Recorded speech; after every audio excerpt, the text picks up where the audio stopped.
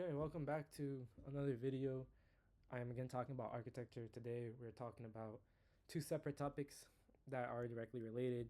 I'm talking about SOM, the architecture firm, as well as Skyscrapers, and I'm taking a philosophical or like myth-centered approach to this, understanding these things as a story-telling device, a medium in which ideas get represented. So I do not have a technical background in architecture, simply just a dude interested in it. So feel free to join the conversation. I'm going to start with the skyscraper because I think the skyscraper is very interesting as a monument.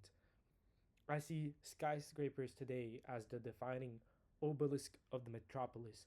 And so it is to me, a monument that is honoring, pagan gods or the pharaoh. And in this case, that pagan god could be a series of different things depending on interpretation to, actual literal pagan god or something more abstract like money, and the pharaoh being the wealthy CEO or billionaire that stays at the top, who it honors.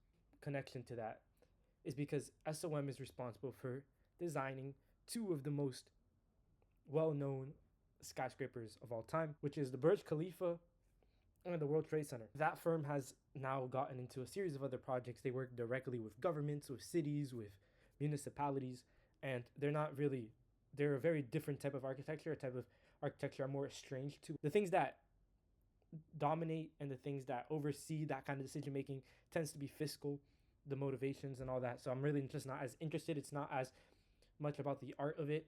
It's just very much about social engineering, urban planning, that side of things. Not that interested. But the skyscraper, let us begin with the skyscraper. So the skyscraper is innately antisocial and cold. It doesn't engage with the earth or nature. It is a tree without its roots. It is Apollonian in its boundaries and distinctions. It is directly representative of the capitalist hierarchy that is always thinner at the top and wider and held up by the bottom. It only looks up or at the same level to those either taller than it or at its height. So you either have the same utility or an altitude, or you're beneath it and a failure. It changes the human orientation. The individual no longer sees personal growth in spirit or essence because there is no horizontal movement. The humanity is stagnant because only vertical movement occurs, and vertical movement is the sole objective and priority. Vertical movement is personal actualization. It is the gain of capital, material, and appearance. The forward or backwards and sideways is the actualization of the internal. You go to New York for achieving, and you go to Paris for reconstruction. So these are kind of the ideas I'm playing with. That the skyscraper represents only materialistic gain. It is a vertical movement. It is movement and improvement in a very capitalist sense. It represents all of these things. Society, we move forward and backwards and sideways because that's how we grow inside. It is not as linear. It is not a path that is as obvious and trajectory. And so that to me is kind of what the skyscraper symbolizes. It has the modern skyscraper, the SOM skyscraper. It has windows simply for the sake of it not just being a concrete slab. The windows on the base floors of a skyscraper are simply for the homogeneous use of glass as a material, because the view of the base is one of submission to all of the surrounding structures. The people at the bottom of a skyscraper are in a position of bowing to the people at the top. It is innately an obelisk that honors the wealthy and the rich and the powerful. And so their skyscraper, and the skyscraper wants to scrape the sky. It is of monumental height. It is similar to a rocket ship, but the rocket ship is more Dionysian. The skyscraper is rigid. It is indifferent to nature. It is built as a solution for a lack of land. It is the optimization of a measurable square footage into capital. It is only reducing inefficiency, optimizing growth and scale, reaching heights. It is anti-transformation and concrete.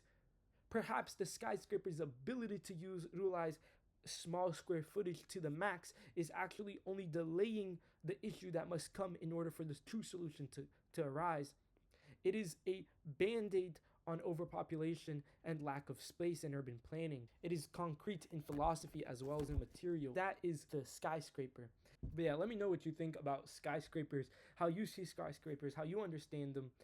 Maybe to you they're just a very good solution for the lack of space, and they solve a very clear issue, and they're a necessity, and maybe they're inspiring to you. To me, whenever I go to my city and I see its skyline, it is there. It does give you this sense of grandeur, of that things bigger than you are achievable, that you too can stand at the top. But perhaps that's just a lie to join the rat race. But who knows? Very interested in any other people's opinions. I've been asking people in my life recently what they think about skyscrapers, and most people are quite indifferent to them. Haven't really thought about them in any other way than just a building. But some people say that they're quite ugly, that they obstruct views, that again they're giving this anti-nature kind of idea where they're in the way. They're not a part of the landscape, but they are in opposition to a landscape, and that's kind of a different understanding, because they are what makes up a city. But yeah, let me know what you think in the comments.